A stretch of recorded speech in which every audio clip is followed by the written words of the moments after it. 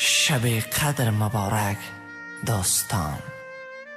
امشب شب قدر می باشد و از شما خواهش می کنم که این خوشخبر را به دیگران نیز رسانید، زیرا که صدها مسلمانان انتظار این شب می باشند و نمی دانند که کدام روز است.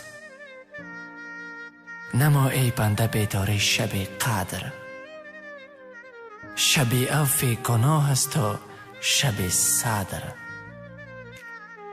در این شب هرچی می خواهی دعا کن که ستاره درخشد از تگ ابر. اللهم انک عفو تحب العفو فاعف عنی. شب قدر مبارک.